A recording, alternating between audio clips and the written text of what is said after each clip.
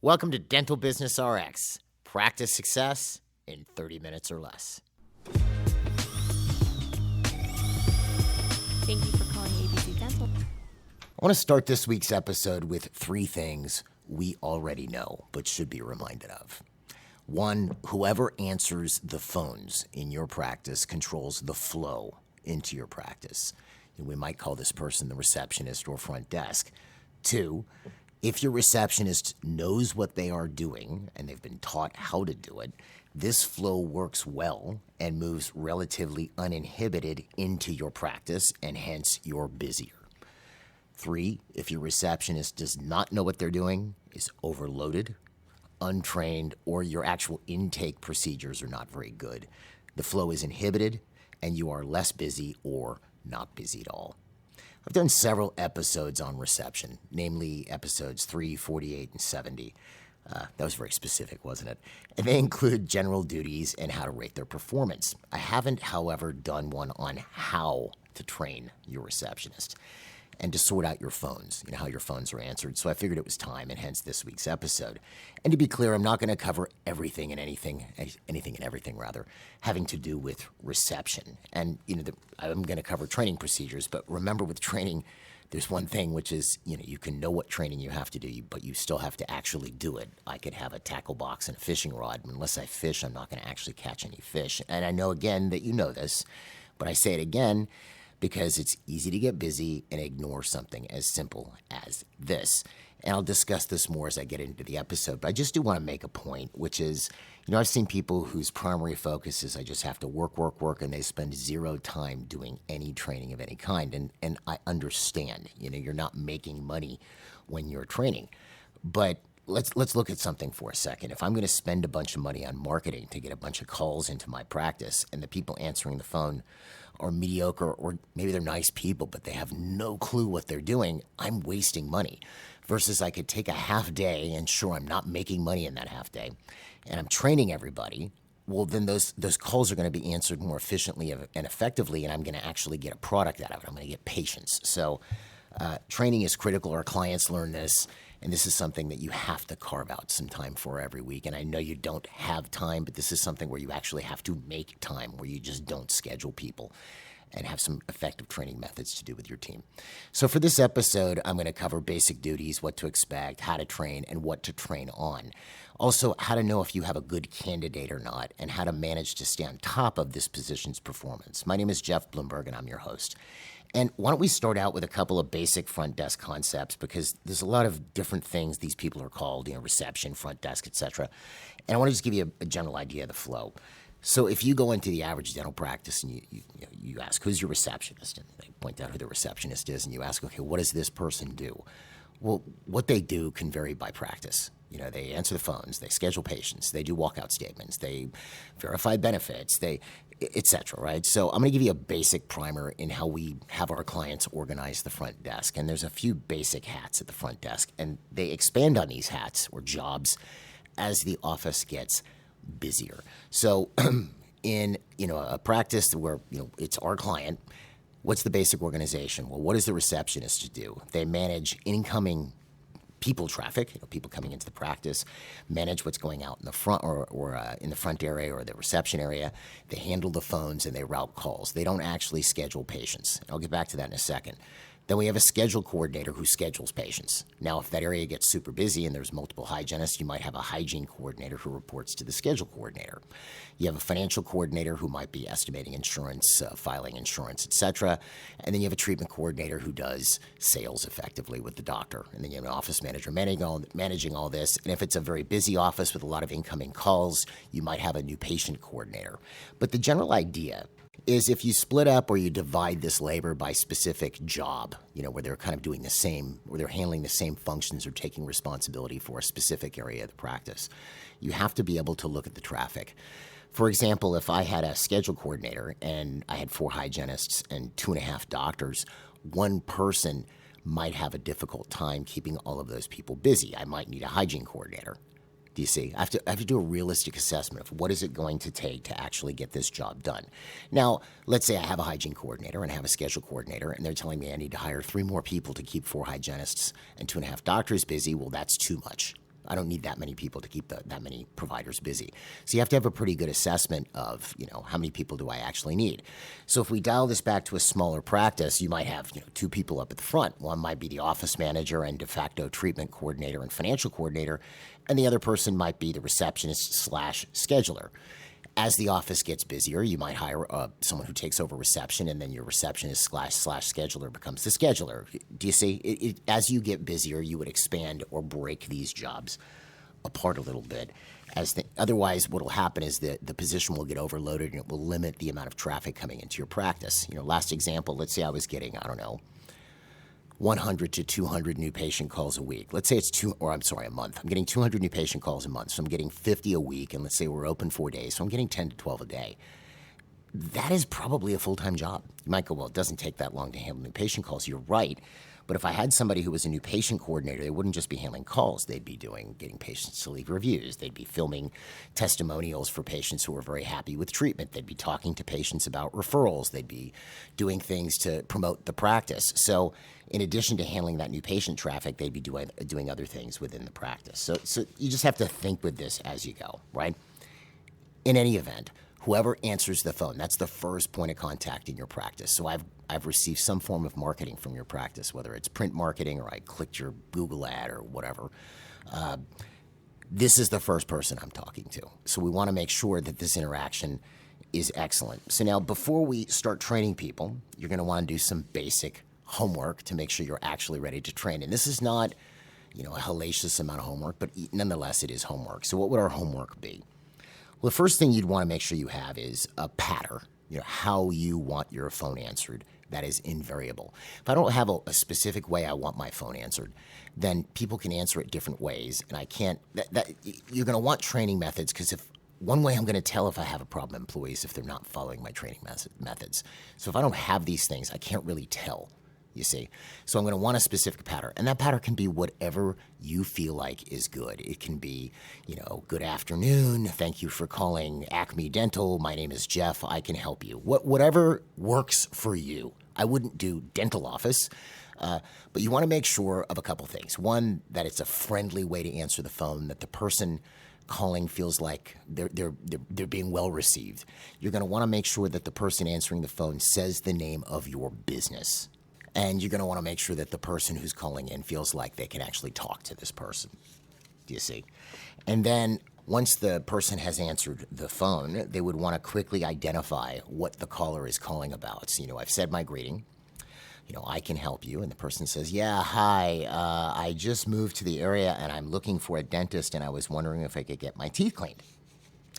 All right, so then at that point, I'm going to get more into this when I go over the intake form here in a little bit, but you're going to want to make sure that they get their name and number. You might go, well, that's stupid these days. We have caller ID. Well, how do you know they're using that? Maybe they're on their work phone. Maybe they're using their spouse's cell phone or their friend's cell phone. I'm going to want that name and number. Can I get your name? Make sure it's spelled correctly. Excellent. And can I get your phone number in case we get disconnected? All right, good. Okay, so now you want to get your teeth clean. Let's say this is a newer person and they don't know all the patients. Obviously, if I know most of the patients, I'm going to know this is a new patient. But if I don't, I might ask, well, have you ever visited us before? Have you ever been to our practice before? And if they say no, you go, okay, good. So it's a new patient. And then you're going to start asking questions. But you want to make sure you have a specific way the phone is answered invariably, because not always, maybe the person you have answering your phone 80% of the time is great at this, but then you don't want the people answering it the other 20 to be terrible. Do you see? The next thing you're going to want is some form of a new patient log, if we're specifically for new patients. I don't want to go off on this too hard. I have talked about it in other episodes, but you have to have a way of tracking the incoming calls. You might say, well, Jeff, my Google dashboard does that. That's probably true, and that's great, and those are awesome and very cool. But the Google dashboard isn't tracking a person who walks in. The Google dashboard isn't tracking if I'm your patient, my wife calls the practice. Your Google dashboard isn't tracking that. So you should have a separate new patient log where a person logs the patient's name, their phone number, how they found what they called about, and how they found out about the practice. And you want to be specific on this. So how did you find out how did you hear about us? Oh, I saw you on Google. Well, that can mean a couple different things. That might be a sponsored ad, or the person may have searched for you for a dentist in their area and you came up in organic SEO, or maybe they saw you on Facebook. You're going to want to identify where these people are coming from And this is, I'm not going to go off on this too hard, but it is a pet peeve. I've seen maybe one or two call logs in practices that were actually kept correctly. And the problem is when the call log is not kept correctly, you have no idea what marketing is working. When I look at a call log and here's Joe Smith, and they have a toothache, and how did they find out about the practice? The internet. What does that mean? You're running 20 different ads. You can't tell which ad is working, so you've got to make sure that you're getting source. So that's the first thing. I need a pattern, I need an intake form, and I need a new patient log for homework. The next thing I'm going to look for is how long are new patients waiting to actually get on the schedule. There was a survey, and I don't have it's a quarterly survey the ADA does where they compile basic economic data of dentists in the United States, and I'll put a link to it on the episode webpage. But if I remember correctly, they track wait time for a patient to come into a practice. And the wait times are up, wait times are down. When they measure wait times, it's usually 12 to 15 days, meaning that the average dentist is taking 12 to 15 days to get a patient in on the schedule. And here's all I'll say. Unless that's the patient's thing, hey, I'm out of town for the next 2 weeks, I want to see you in 2 weeks. If it takes you that long to get somebody on the schedule, something is horrifically wrong with your business. You may not think that it is, and you've been conditioned to think that it's not because the further out that you're booked, the quote-unquote better you are doing. That is absolutely 100% false. You want to be able to provide service as quickly as possible. If I'm pushing people out 12 to 14 days, not because of them, but because of me, then there's something I need to fix. Especially with a new patient, I want them in within 24, max 48 hours. Unless they can't do it. Oh, I'm out of town. I'll be back in 5 days. Fine. Then they're waiting 5 days. But otherwise, I have to get that person in within 24 to 48 hours. And I've seen practices where, let's say, new patients see hygiene. If it's a new patient initial, they see hygiene and then the doc bops in for an exam. I've seen practices where, the hygiene's booked out weeks and weeks in advance and there's no new patient slots left.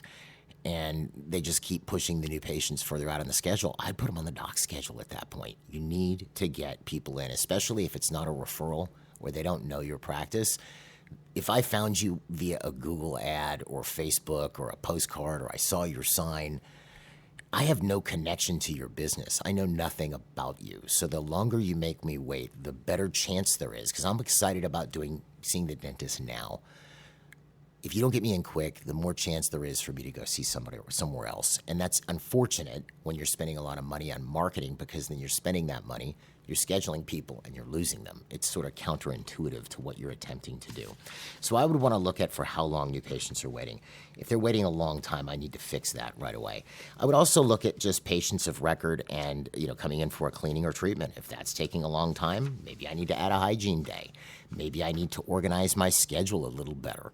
Maybe I need an associate. Maybe I need a second dental assistant. I have to take a look at these things because I want to provide service quickly. Next piece of homework is take a look at your marketing dashboard.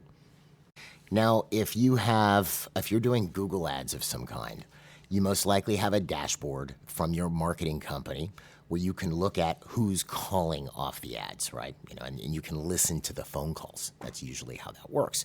It might be, you might also have just software that does this.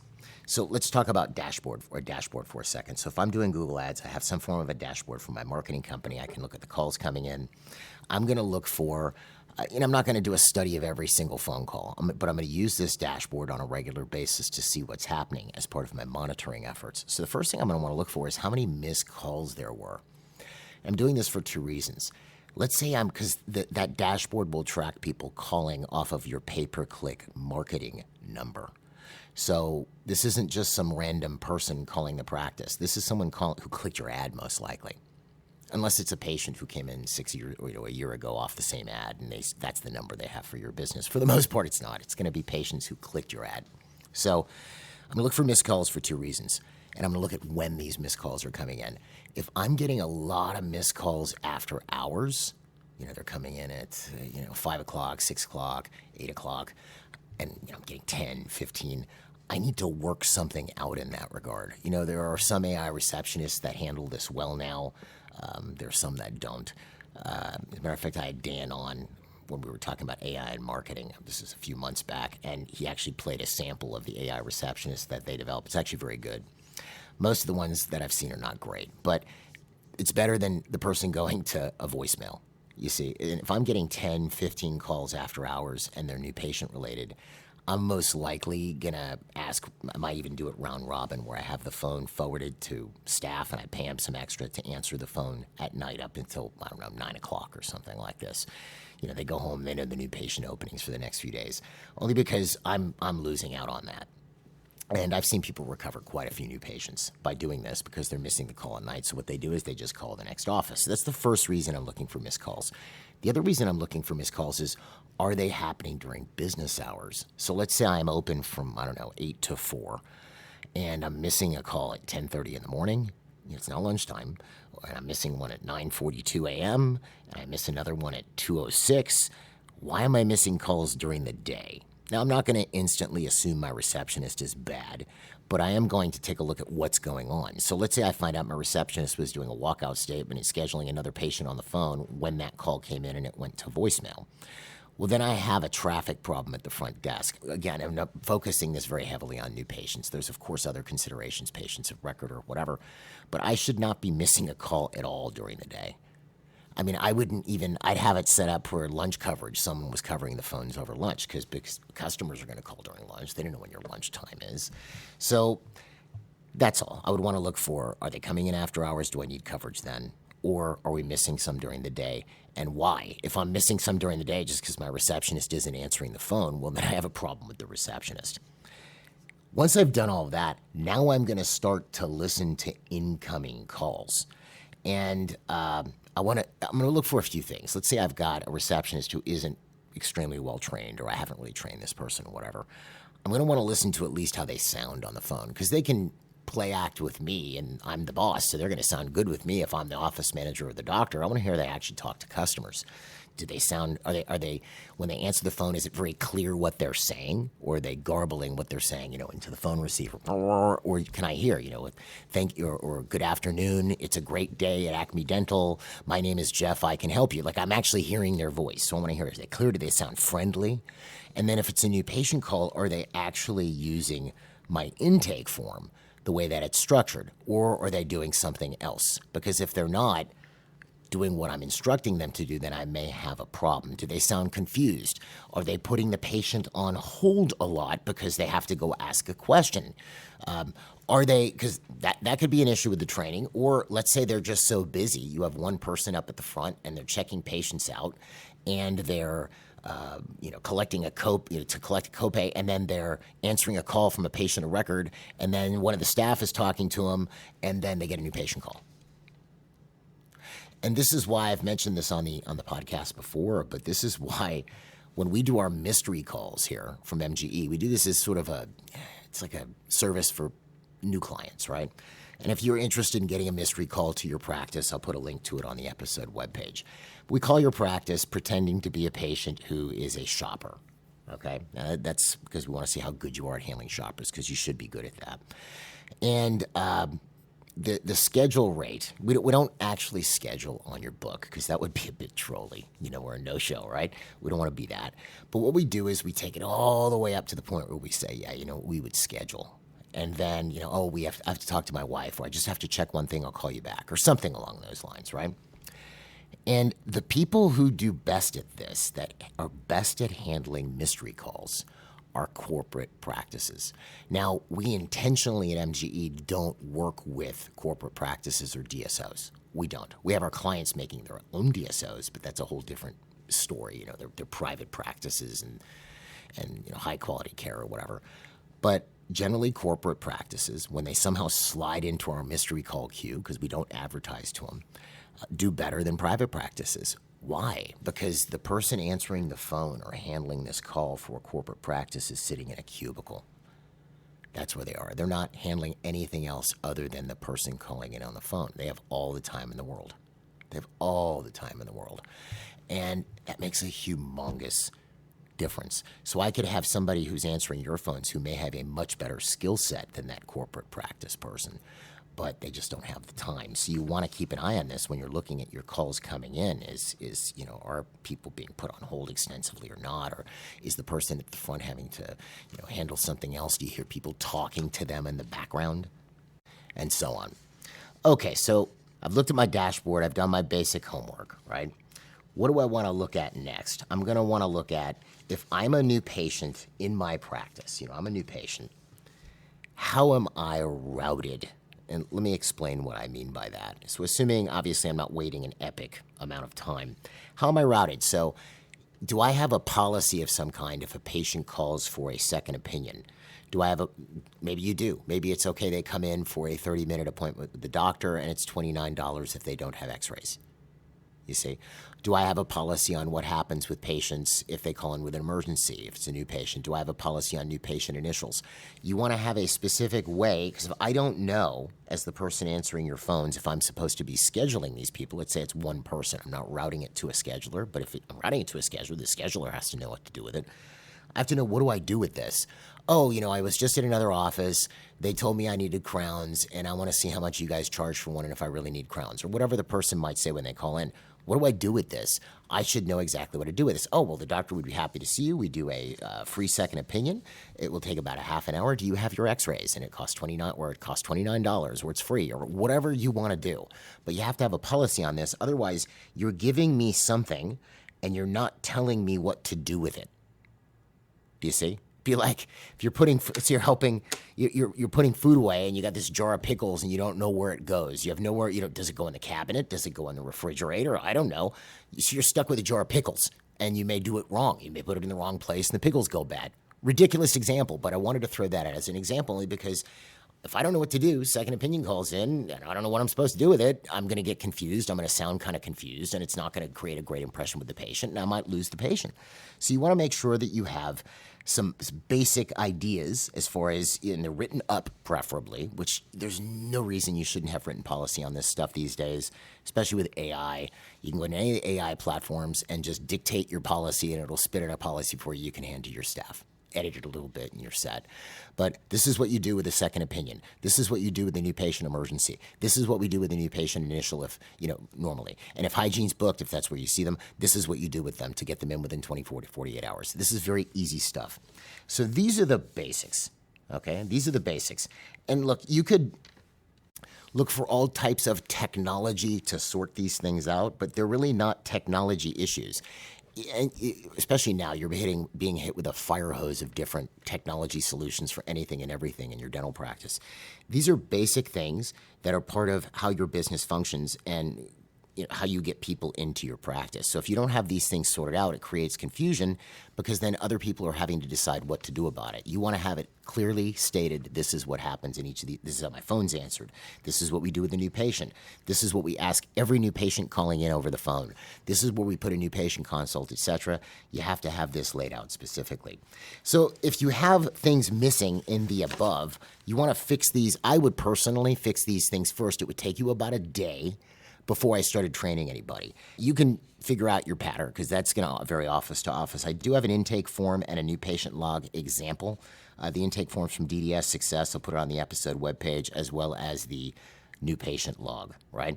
And obviously, keep in mind, if you see they're overloaded, you're going to probably have to do some hiring. Now, when it comes to training, this assumes that we are organized correctly and we have all the stuff I just mentioned. And you can also cross-train people on this, but realize that what we're talking about here breaks into two parts. We have part one, which is how you want the phone answered and what people are supposed to do with the various calls if they're not handling it themselves. So I would have pretty much anybody in the practice trained on how to answer my phone. I wouldn't make them do it, but if something happens and they need to answer the phone, I want them to at least be able to answer the phone and sound good. It's a great day at blah, blah, blah, whatever your patter is. Then ideally, if you're organized somewhat decently, they'll know what do they do with this call. So I pick up a call and it's a vendor or it's somebody calling from the lab. I know where to send that call. So what everybody trained on the part one, which is just how's the phone answered. Then part two is how do you handle these things, and that's where we get into the organizational aspect of this. So what I would probably do before I even get into this is I would map out what type of calls you're going to get on a regular basis, because this is going to be sort of your training guideline. And to give you an idea, if we map out our call types, and there'll be more than this, but let me give you some basics. You're going to have new patient calls, where there'll be new patient initials, consults or second opinions, shoppers, emergencies. You might be doing an implant funnel, in which case you're not probably getting calls, but sometimes they do call. You're usually getting a form lead. Then you have patients a record for their next cleaning, treatment, billing questions. Their records they want the records transferred, etc., right? Then you'll have vendors, lab, supplier, etc., salespeople, stockbrokers trying to call you, spam calls, and then family, relatives, possible emergencies, etc. And that's a start. But you would at least want to figure out, for the most part, what kind of calls am I getting? Because that's going to tell you, okay, do I have somebody who handles these calls? In which case, the person answering the phone just sends it over there. And this is an easy, quick cheat sheet then for when you have to train a new receptionist. Okay, lab calls go to Susie, the lead assistant. Do you see? Or supply calls go to Susie.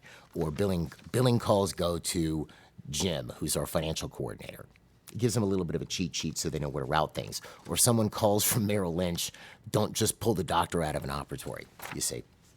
So you want to make sure that they understand exactly what's going on when they get a call. And then when we're doing part one, we're training them on how to just answer the phone. This is for everybody. What are we looking for? They're happy. They're nice when they're answering the phone. They can speak clearly and they're understandable over the phone, because I've seen people just garble. It's almost like they stick the phone receiver up in their mouth. You want to make sure they're speaking clearly. They get the person's name and number in case they're disconnected. And if they're routing the call, they know who to route it to, in which case that's why I told you map it out so that they know where to route it. Then we get into the bigger things. I'm answering the phone, and let's say it's a new patient call, and I'm expected to schedule this new patient call. So again, we want to make sure I have my basics in, clear, happy, nice. I get name, number, and then I can establish the reason for the call and get any other info that you require. So for instance, let's say you have an intake form. Okay, so I've got the DDS form here out in front of me, and you could even add things to this. This is where it gets really important if I'm taking this new patient call. And it really depends on the nature of the call, because remember, they're calling the practice, and unless it's a referral, they are not sold on you yet. And because of this, we want to make sure that we create a really excellent first impression. So probably what we want to do is take a look at, if you keep some form of a new patient log, or if you don't, you can at least talk to whoever's answering the phone and find out what are the majority of your new patient inquiries about. Try to make maybe a top 3, because those are the ones you're going to want to train in as quickly as possible. So it might be people calling off Google for just a regular old new patient initial, second opinions, and shoppers, let's say. I don't know. So this is where your intake form comes in handy. So let's say I've gotten through my basic greeting and ask the person why they're calling, or establish why they're calling. Well, let's say they're new to the area and they're looking for a dentist. Okay, good. So I'm going to find out. I have my intake form out now, whether I'm doing this in a computer or I'm doing it manually, whatever, probably easier to type it in as you go. I'm going to want to establish if they've been in the practice before. Have you seen us before? Have you ever been in our practice before? Okay, so let's say it's a no. Great. And can I get your name and number? Obviously, I would get that beforehand, name and number in case we get disconnected. Okay, great. So how did you hear about us? So then I find out how they heard about us. Well, I was on Google and I looked for dentists near me. Or, my friend Joe is one of your patients and he told me you guys are a really good office. So, I'll put down Joe. What's Joe's last name? Joe Smith. Okay, great. And when was your last dental visit? So here's the one thing I want to point out here. So it's not so much just the form, but you want to make sure that whoever's talking to this person can actually communicate. And part of the problem with, especially if the person's good at sales, is salespeople have a tendency to talk too much. It's something that I try to train out of them, because a lot of what you do have to talk, obviously, but you want to also be able to listen. You want to be able to hear what the other person's saying, because people like to talk about themselves. So I'm there to listen to this person and get information. Okay, great. When was your last dental visit? Oh, it's about 5 years ago. Okay, great. When you last saw a dentist, did they recommend any treatment? Well, yeah, they told me I needed 2 crowns. Okay, did you go ahead with that? No, I ended up not getting them done because, at the time I didn't have the right insurance. Okay, great. So I'm going to note that down. And you could even get more specific if you want to. Where in your mouth was it? Like the upper, lower, left side, right side? Oh, they were both on the upper right side. Okay, great. Now, being that it's 5 years, I'm probably not going to call for records at that point because, it depends on how you run it in your practice. And then, do you have any discomfort or other dental concerns? I don't like how my front teeth look and blah, whatever. I'm going to get whatever that is. And when I drink, cold stuff, I notice that it gets kind of zingy on the bottom. Okay, on the bottom left or right? Bottom left. Okay, great. Is there anything else that you want to discuss with the doctor or that the doctor should know about to make you more comfortable during your appointment? Well, I do want to talk to the doctor about those clear braces. Okay, good. Do you guys do those? Yes, we do. We do several different types. Okay, great. I'm going to note that down. In other words, I'm getting into communication with this person and finding out what they need and want so I can make sure that we're prepared for them when they arrive. The other thing I'm doing here, too, is you may or may not run your practice. I don't know how you do new patient initials in your practice. Some people run them through hygiene. Some people have them see the doctor. No matter what, the doctor is going to have to do the visit or do the exam, right? But in some cases, you might have your new patient initial appointments an hour, in hygiene, and you bop in for the last 20 minutes. Or in some offices, they do an hour and a half. Now, I did a whole episode on this. I think it was called How Long You Should Schedule a New Patient For. I forget what it was called. I'll put a link to it on the episode webpage. But essentially, if the person answering your phone or the person handling your new patient calls, if this is a busy office, this is most likely the new patient coordinator. Maybe a little bit less busy, it might be the schedule coordinator and the receptionist is answering the phone, or it might just be the same person answering the phone. But if you're a busy office and you do a lot of comprehensive treatment, you may want to split your new patient initials into 2 different types of appointments. Meaning, if on the intake form I find out that there's a really good chance this person's going to need comprehensive treatment, I'm probably going to schedule them for an hour and a half. If it does not look like that, and obviously, look, I'm the receptionist, I'm not even a doctor, and even if I was, I couldn't diagnose the person over the phone. I'm probably, if it doesn't look like they're mentioning a lot of dental concerns or problems, then I'm probably going to only schedule them for an hour. Let's say you take the conventional new patient initial, it's 1 hour long, the first 40 minutes are with the hygienist doing probing and, imaging, and maybe you do a scan or a CBCT or whatever, right? Then the last 20 minutes are usually the doctor. Well, the way that's going to roll is the doctor is going to spend 5 minutes getting to know the patient, hopefully, and then maybe 10, 15 minutes doing the actual comprehensive exam. By the end of that appointment, you don't have a lot of time in the event the patient needs comprehensive treatment to present the case. You got 5 minutes, in which case if you try presenting a comprehensive treatment plan to somebody you've just met in 5 minutes, there's a good chance you're going to blow the sale. You might, shoot it over to a treatment coordinator, and hopefully they're good at closing, but you're going to definitely reduce the amount of comprehensive treatment you're going to find in your schedule because you're going to have a low close rate. So if whoever's answering the phone is sharp and your intake form is good, and you can use this as a start, the one that I put on the episode webpage as a download, you're able to sort of discern this from the beginning. So let's say I'm talking to the patient and they just graduated college, they're 22 years old, and they've seen the dentist every 6 months, and they've had 0 dental treatment. They had 1 filling when they were 11. Otherwise, they're in great shape, and they're happy with their dental health. I'm probably going to schedule that person for an hour because there's a good chance that they don't need comprehensive treatment. Now, that could be wrong. They might need, maybe they want Invisalign when they come in which case I can always bring them back to present the treatment plan. Whereas if I'm talking to somebody and they were recommended 2 crowns 5 years ago and they've got sensitivity on the other side of their mouth, which is why I asked where in their mouth it was. It was upper right. I think I mentioned the crowns were recommended, and the lower left, they have sensitivity to hot and cold. There's a good chance this person needs more comprehensive treatment. Or if they're missing teeth, you can add that. Are you missing any teeth? Things like this. Things you could add questions without getting too involved in your intake form that can help you discern whether this person needs more comprehensive treatment or does not. So if I run into somebody who does look like they need some work, I'm going to schedule that patient for an hour and a half. And the way that would roll, even if they're going to hygiene, they're going to spend that first 40 minutes with the hygienist, the last 20 with the doc getting the exam done, and then the last half hour of that hour and a half appointment is a treatment presentation. You see? So I have time to do it same day. Ideally, I'm doing it same day. The only thing you have to make sure of is you're eating up 45 to 50 minutes of the doctor's schedule on this. You have to make sure that that's represented on your schedule so the doctor's not in the middle of a root canal while they're supposed to be doing this exam and treatment presentation. So assuming I've established everything that's going on, I would then go, okay, great. So the appointment's an hour and a half. My first available is at this time. tomorrow at 11. Can you be here tomorrow at 11? Ooh, I can't tomorrow at 11. Do you have anything the following day? Yes, I actually have an appointment at 1 o'clock. Can you be here at 1 o'clock? Yeah, I could be here at 1. Good, and we put them in the schedule, right? Then I would ask all the other stuff if I'm asking pre-med questions or if they're allergic to anything and if they're insured or things along those lines, right?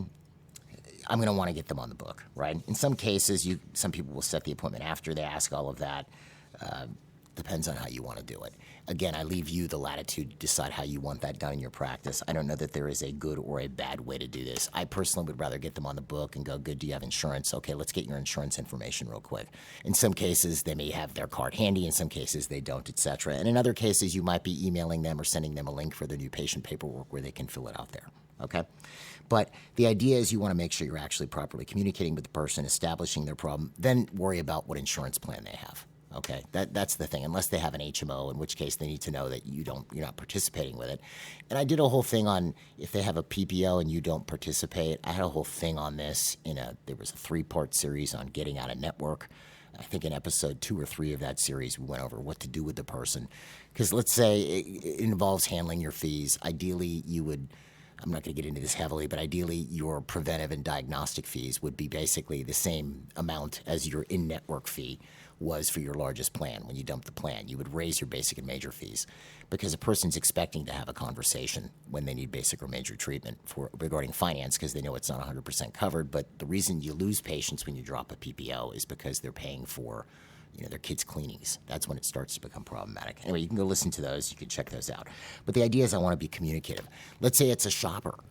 Again, people hate shopper calls. How would I handle those? Well, again, the overriding rule is you want to be in communication with this person. This is a person. And people hate on shoppers, but we've all been shoppers at some point. If you've ever bought something on sale, you're a shopper. So sorry to tell you. So there's nothing wrong with that. So if someone calls your practices, well, how much do you charge for a crown? Same pattern. Happy to answer that question for you. Do you mind if I get ask you a few questions first? Well, most people will say, sure. Great. Well, first let me get your name and number in case we get disconnected. Okay, I've gotten that. Great. Okay, so what made you think you need a crown? Well, I went to this one doctor, blah, blah, blah. One thing you'll find with most shoppers, if they're calling to find out how much a crown or implant does, they need more than one. Because most people will not leave the practice that they're in for 1 crown. They'll leave for 4. Do you see? So, yeah, I was just at a doctor and he told me I needed a crown. Did they need 1 crown, more than 1 crown? He said I needed 4 crowns. Okay, great. Where in your mouth are these? Did he say you needed these crowns? Well, which side? Like the left or the right side? The left side. Okay, was it the top or the bottom? The bottom. Okay, so the bottom left. Okay, great. Bottom left and the upper right. Okay, awesome. Okay, good. Are you sensitive to hot or cold when you drink? When you drink like hot coffee or a cold drink, do you feel any sensitivity? Yeah, on the right side, it really zings when I drink a soda. Okay, very good. All right, are you in any pain right now? No, it doesn't hurt, just when I drink hot and cold stuff. All right, very good. Well, what we normally do in cases like this is the doctor will want to look at you, because here's the problem. Even if you were talking to the doctor right now, the doctor could not tell you whether you need a crown or not, because it's the first thing we have to establish is if you actually need a crown, because we haven't seen you yet. We can't diagnose you over the telephone. And I'm not a doctor, so I absolutely couldn't diagnose you whether you're in person or on the phone. So what the doctor normally does is they have you come in for a half-hour consultation appointment. Do you have your x-rays with you? And, I would not make, this is just my personal opinion here, folks. I would not make x-rays a big point of friction. I've seen people who just go around the bend on this. They have to pay for their x-rays, because, especially now, you're not even paying for the x-ray, you're paying for the sensor, okay? So I would not make it a big point of friction. You can do it as a free consult. You can do it for a $29 consult. You can ask if they have their x-rays. In many cases, they will, in which case, great. Bring them with you. Send them ahead, or however you'd want to do that. If you have like a secure portal, they can drop them in, however you want to do it. But I would not make this a huge point of friction. But you want to get them in. So normally the doctor, I wouldn't be saying this to the patient, but okay, so normally the doctor would want to see you it's a half-hour consultation appointment. They'll look at what's going on in your mouth, and then they'll determine, what would be the proper treatment here, because we really don't know what you need until we see you. Okay, so now I have an appointment today at 2 if you can come as soon as that, or I have another one tomorrow at 11. The person may go, well, okay, that sounds great. I'm happy to do that, but how much do you charge for a crown?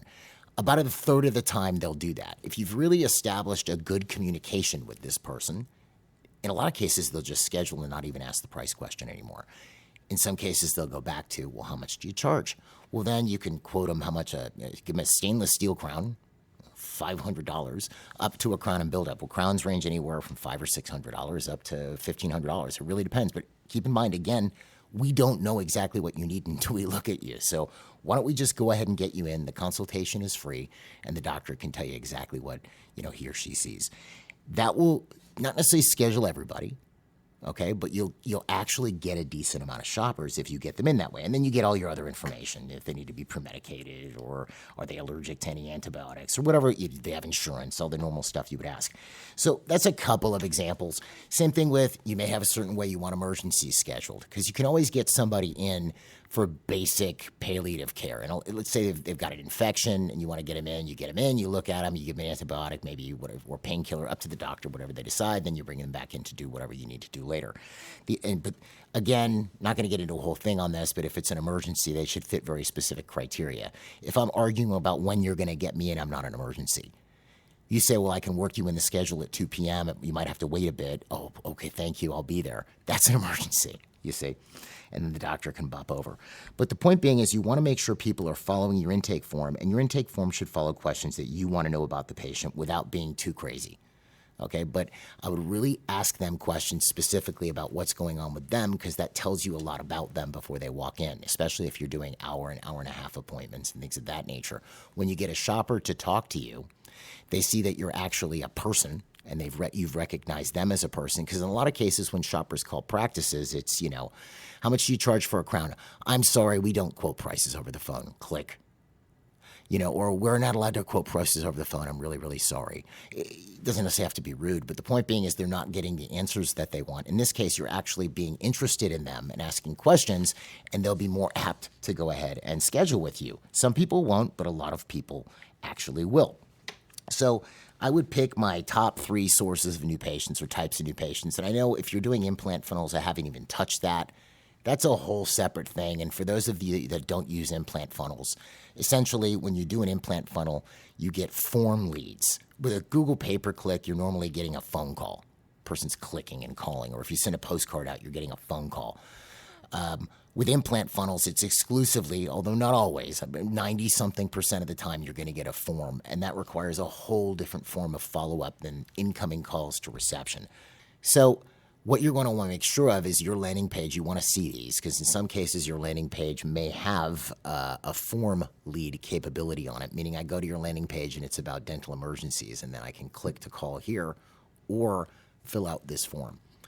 So if you look at your marketing dashboard, you may be getting form leads and not calling, because they don't show up as phone call and people are missing them. I've seen this in numerous practices already, where they see the missed calls, but they don't see them as form leads. Those form leads should be called right away if they're coming off of those things. Anyway, so pick the top 3 types of incoming calls you're getting and train your reception on how you would want these handled. I gave you a couple tips on that, but definitely make sure that it surrounds your intake form when you're doing it. Now, let's talk about the actual training. So there are a couple resources here that I'll point you to. We do have this is my shameless plug of the episode, on the online platform DDS Success. I'll put a link to this. We do have reception training, scheduler training, as well as a whole phone skills course that you can have your team watch. But even if you haven't watched that, which I would highly recommend, or you're doing some basic drills we've talked about here, or both, or you're doing some basic things we talked about here on the podcast, you're going to want to drill this. What do I mean by drill? I mean play, act it, role play, whatever you want to call this. So remember, we broke reception into 2 parts: how the phone is answered and calls are routed, or how specific types of calls are handled. So pick anybody that would be answering the phone in your practice. And you could be selective about this. You might have a dental assistant who's a killer assistant and is terrible on the phones. I would not put them on my phone, because, again, this is the first point of contact with the practice, right? So let's say I've got these 5 staff that are most likely going to be the ones who answer the phone. Good, then I'm going to give them my patter. This is how I want the phone handled, good afternoon, evening, morning, whatever. It's a great day at blah, blah dental. My name is blank. I can help you. How can I help you today? Or whatever it is you want to say. And then actually have them sit down and drill saying that. They can do it with each other. They can do it by themselves. but they should know it verbatim, meaning word for word. You want it answered exactly the same way. So if I call your practice and any one of those 5 people are answering the phone is answered the exact same way, whatever that way is. That's the first step I would start with, and make sure they're enunciating things well.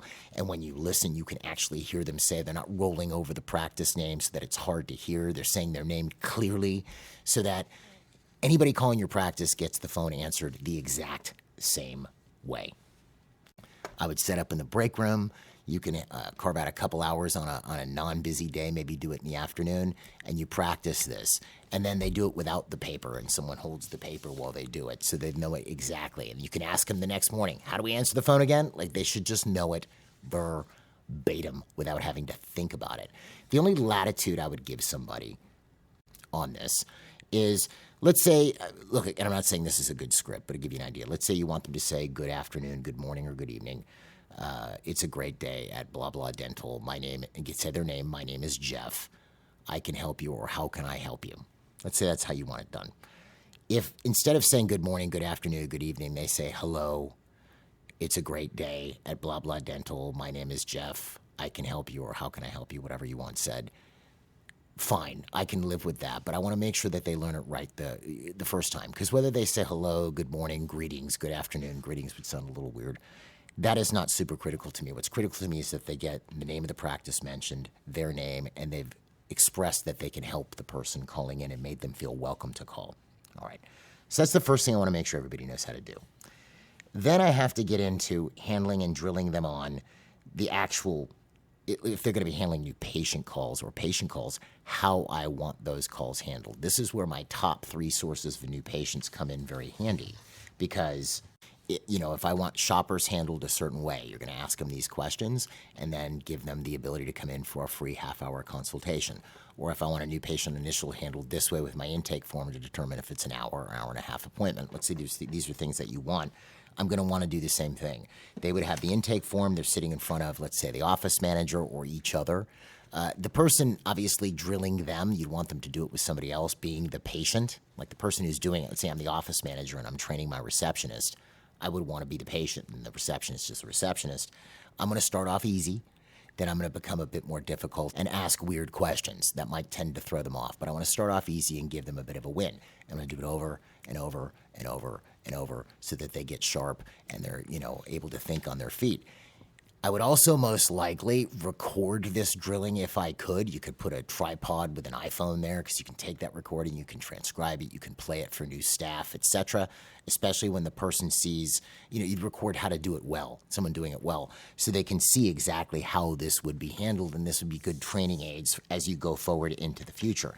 But again, I would have to have that training time carved out. Let's say I have 2 or 3 people who are most likely to get a new patient call. I would want to make sure that they know how to handle my top 3 sources of new patients. Then I would pick up the other ones. This is how I want a new patient from this source handled.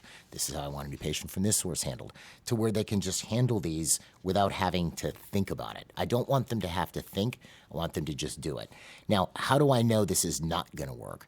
If the person just still sounds terrible on the phone, like they sound like they swallowed the phone, or they're continuing to make mistakes, like they can't learn the basic script and how I want my phone handled, or they keep screwing up the intake form over and over and over and over again, I'm going to have to at some point decide this is not a good candidate for this position. Maybe there's another position in the office that they would be useful in, that they could help the office with. Maybe they're not, and I just need to move on. But I don't want to have this person working with my patients or prospective patients, because I'm just wasting my marketing budget at that point, because I'm going to lose prospective patients if I'm doing this. But that's essentially what I would do. I would take any action that I want done. I'm going to role play that action over and over and over again until the person can do it without thinking, and then I let them loose, and I have to actually have a degree of oversight at this point. So now I'm going to have to listen to calls. If I'm the manager and I'm doing this training, I'm going to listen in as they're taking calls. I might have them watch me take a call, and then they take a call, and I listen and grab the phone if I need to, right? And we set that up ahead of time so it doesn't sound weird, like I'm just grabbing the phone out of their hand. It might be, if I think you're messing up, I'm going to hold my finger up and you're going to say, you know what, actually, I'm going to have you ask that question or talk to the office manager about that, and flip the phone over. Something, so that the pass doesn't sound unnatural. But essentially, you want to make sure that this person is able to do it. And then I would continue to monitor, at least at random, the calls that they're taking on a regular basis and correct things as they come up. And if I do that, I'm going to end up with a pretty decent receptionist. I'm going to do anybody who's handling these new patient calls, I'm going to make sure that they're being handled properly. Now, so if we summarize this, I know it's not very complex because what this sort of omits is all the communication training the person might need. There's more. Obviously, there's more stuff you could do, but these are the basics to at least getting your phone being handled competently. And obviously, they need to know how to use your phone system. That's a whole other thing. But if we summarize, how would this look if we lay out the steps? Is one, I would want to start with my homework. Do I have a phone pattern? Do I have an intake form that I'm satisfied with? Are they keeping a new patient log? How long are new patients waiting? Whether it's an initial or a second opinion. How about patients of record to come in for a cleaning or treatment? I would want to take a look at my marketing dashboard. Am I missing a lot of calls? Are they being put on hold a lot? Are we handling the phones correctly? Do I need to put an extra person up there because there's too much traffic? And then have I given to my staff, I've given specific ways I want these people routed. This is what we do with a second opinion. This is how a new patient initial is handled. This is what we do with an emergency, etc. Then I would start my training. The first layer would be just how I want the phone handled and where to route things. I'd have my little map of where different types of calls go. You can have it anywhere in the office. Someone might answer the phone, and they can all answer the phone competently. Then I would take people that are actually handling new patient calls, pick my top 3, and make sure that they're able to handle those competently. And then I'd move on from there, as well as then I'd get into what to do with patient or record calls, etc. Right? And I would want to make sure that anybody I train to handle the phones are a great representation of my practice, because again, they haven't met you yet. You could be the coolest person in the world, and the patient may never get to know because they don't make it in your office. And again, I'm going to have to carve out training for this, or training time rather for this. Otherwise, I'm going to run into problems, and I'm never going to have time to teach any of this stuff to my staff. And I can't stress the oversight thing enough, even if it's for 20 minutes a week. You carve out 20 minutes a week where you're going to sit down with a notepad, listen to some of the calls, and make notes as to what you want handled about that, or if anything was mishandled, or if we're missing calls, or it's going to voicemail during the day, etc.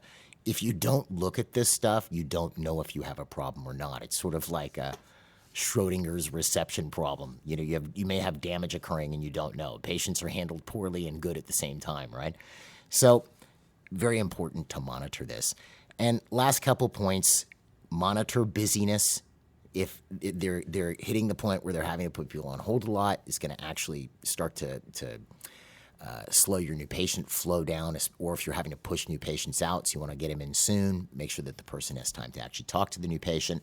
And then the other thing that tends to get omitted is, let's say you start a new cool marketing plan or idea or reactivation program or something. You have some kind of an offer. You should make sure that whoever's answering your phones knows about that. Otherwise, patients are going to call in, or prospective patients are going to call in, and they're not going to know what they're calling about. I'm calling about the free second opinion that you're advertising, or the free virtual consult, or whatever it is. I'm just throwing these out there. They should know. So if I'm doing a new marketing campaign here at MGE, even our receptionist is informed, so they know, people might be calling about this, so that she's aware. Okay, this is the type of call, and this is where those calls go.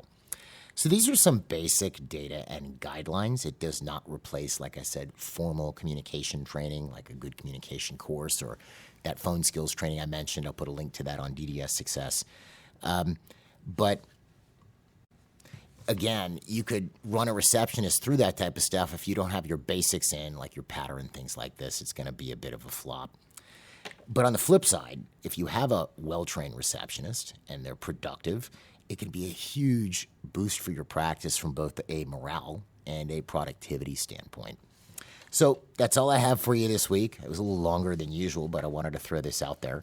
I have those links to that ADA, it's not a study, it's more like a quarterly report they put out, where it shows you about wait times if you're interested, as well as the intake form and the new patient log and the DDS Success courses on the episode webpage.